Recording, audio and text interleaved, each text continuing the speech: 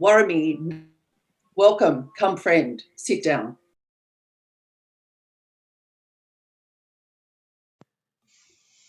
Yama, good morning everyone.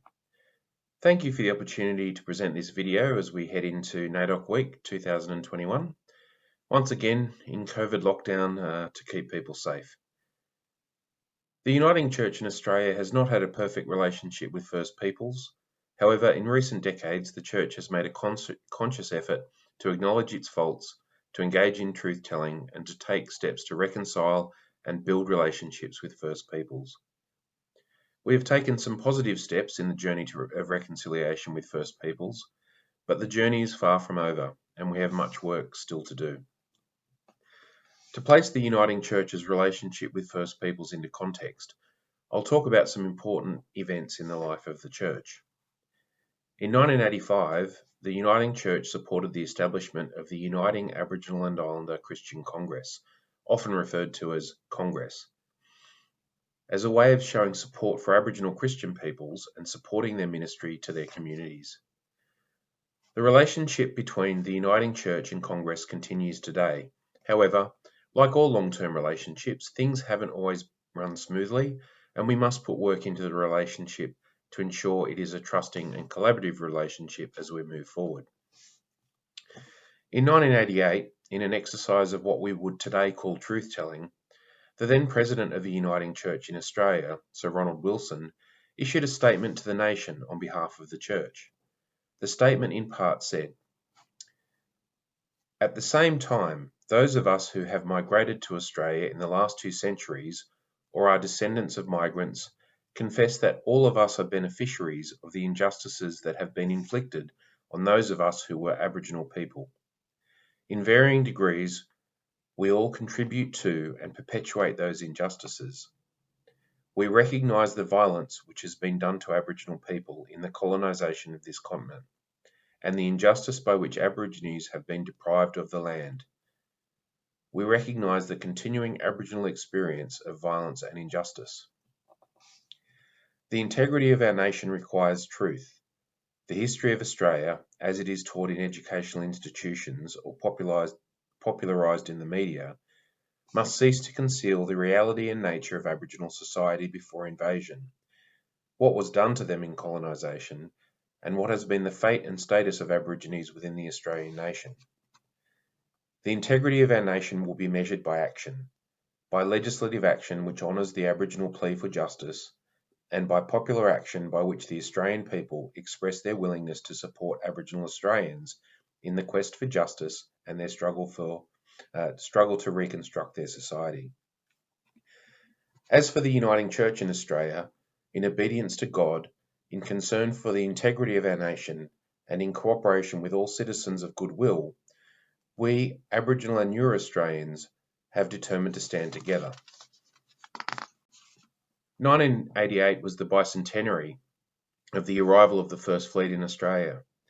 For many First Peoples, the 26th of January does not represent a day of joy or happiness, but is rather a date that represents the commencement of an often brutal and oppressive colonisation process that saw many First Peoples dispossessed of their lands, placed in missions and other church institutions, forcibly separated from their families, and in some cases murdered and massacred.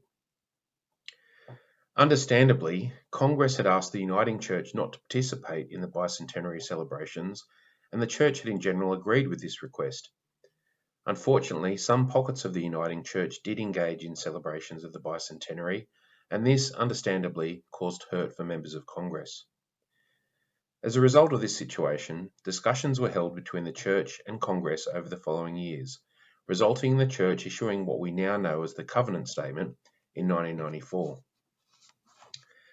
In 1994, the President of the Uniting Church Assembly, Dr. Jill Tabbott, read a covenant statement to the chairperson of the Uniting Aboriginal Islander Christian Congress. I will just read out a couple of paragraphs that was said by the President of the Uniting Church in 1994.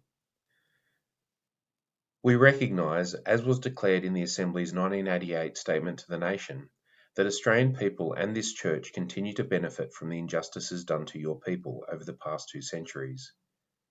We believe it is right for the Uniting Church to make reparations to you for land taken from your people and used by the churches which became part of this church. And then a little bit later, it is our desire to work in solidarity with the Uniting Aboriginal and Islander Christian Congress for the advancement of God's kingdom of justice and righteousness in this land, and we reaffirm the commitment made at the 1985 Assembly to do so. We want to bring discrimination to an end so that your people are no longer jailed in disproportionate numbers, so that equal housing, health, education and employment opportunities are available for your people as for ours. To that end, we commit ourselves to work with you towards national and state policy change. We commit ourselves to build understanding between your people and ours in every locality and to build relationships which respect the right of your people to self-determination in the church and in wider society. In 2009, the Uniting Church revised the preamble to its constitution to further recognise the relationship with First Peoples and its intention to continue to strengthen its relationship with First Peoples. I'll just read a few of the paragraphs from the revised preamble. Some members of the Uniting Churches approach the First Peoples with good intention, standing with them in the name of justice, considering their well-being, culture and language as the Churches proclaimed the reconciled purpose of the triune God found in the good news about Jesus Christ. Many in the Uniting Churches, however, shared the values and relationships of the emerging colonial society, including paternalism and racism towards First Peoples. They were complicit in the injustice and that resulted in many of the First Peoples being dispossessed from their land, their language, their culture and spirituality, becoming strangers in their own land. The Uniting Churches were largely silent as the dominant culture of Australia constructed and propagated a distorted version of history that denied this land was occupied, utilised, cultivated and harvested by these First Peoples, who also had complex systems of trade and interrelationships. As a result of this denial, relationships were broken and the very integrity of the gospel proclaimed by the churches was diminished. From the beginning of colonisation, the First Peoples challenged their dispossession and the denial of their proper place in this land. In time, this was taken up in the community, in the courts, in the parliaments, and in the way history was recorded and told, and in the Uniting Church in Australia. At the 2019 Assembly, the Assembly passed a resolution that acknowledged the sovereignty of First Peoples. The resolution reads as follows: Recognition of First Peoples as sovereign. In the light of A. The preamble to the Constitution of the Uniting Church, which defines sovereignty to be the way in which First Peoples understand themselves to be the traditional owners and custodians, and B. The statement from the heart's acknowledgement that sovereignty is a spiritual notion, reflecting the ancestral tie between the land and First Peoples. To affirm that First Peoples in Australia, the Aboriginal and Islander peoples, are sovereign peoples of this land. It's a wonderful, wonderful statement. So looking at the historical actions and statements by the Church, we can see a clear acknowledgement of the Church's role in past injustices that have impacted First Peoples. We can see the courage of the Uniting Church to engage in truth-telling and to acknowledge these wrongs. We can see a commitment of the Church to acknowledge the sovereignty and the right to self-determination of First Peoples, and we can see a commitment to walk together with First Peoples to address past wrongs and seek justice for First Peoples. It's a bit of a tongue twister.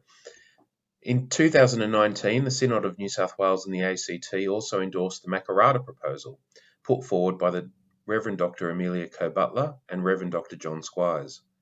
The proposal encouraged members of the Church to engage with the statement from the heart and to consider First Peoples' calls for voice, treaty and truth. The rationale for the proposal included the following statement. In recognising its commitment to covenanting and reconciliation, the Uniting Church in New South Wales and the ACT seeks to further its call towards a reconciled future between First and Second Peoples. This proposal offers a way for intentional and meaningful engagement with the statement from the heart. The proposal invites the Church to consider the meaning and intent of the statement and its implications for Australia. Through public support for the statement, the Church is saying that it has listened to what was said at Uluru and recognises that it represents a legitimate and salient voice from First Nations peoples who have proposed a preferred way to a fairer and just society. I would encourage people to engage with the Makarrata proposal and the relevant learning resources mentioned in that proposal. Despite the various formal statements of commitment and acknowledgement and truth-telling by the Uniting Church, First Peoples still face significant socio-economic disadvantage as a result of the legacy of colonisation, dispossession, and the policies and practices of past governments. The calls for voice, treaty, truth remain effectively unanswered by the Australian government. Aboriginal people continue to die in custody from preventable causes, and the recommendations from the 1991 Royal Commission into Aboriginal deaths in custody are yet to be fully and effectively implemented. Aboriginal people continue to die in custody. When I think of this situation, I can't help but think of the second greatest commandment: love your neighbour as you love yourself. And the Good Samaritan story, where Jesus explains to us who our neighbour is. As a church, we must acknowledge that First Peoples are our neighbours. We must acknowledge that First Peoples remain injured at the side of the road, and that we must not simply walk past. We must stop, we must help, and we must help them as we would like to be helped in our time of need. So what can we do? I'd encourage people to undertake learning about Australia's First Peoples and about the impact of colonisation on First Peoples. Learn about the doctrine of terra nullius and how this doctrine was unlawfully applied to the Australian continent as a justification for the dispossession of Aboriginal peoples from their ancestral lands. Learn about the stolen generations and the forced removal of Aboriginal children from their families. Learn about the frontier wars and the many massacres of Aboriginal peoples that occurred.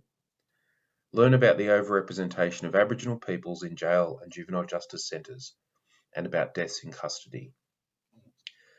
Learn not to feel guilty or responsible for the past, as we cannot change what has already occurred, but learn so that you can be empowered through knowledge to effect positive change in the future.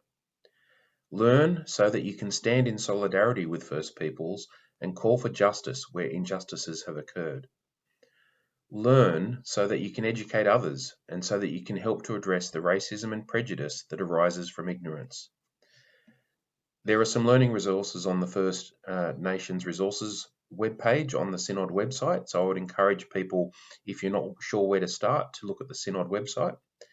And also please keep your eyes out for the Walking Together Action Plan that is currently being considered by the 2021 Synod meeting. Hopefully, if that document is approved, it will be available on the Synod webpage later in the year. So thank you very much for the opportunity to talk to you. There's lots still to be done, and I thank you for your support for First Peoples as we move forward. Thank you very much.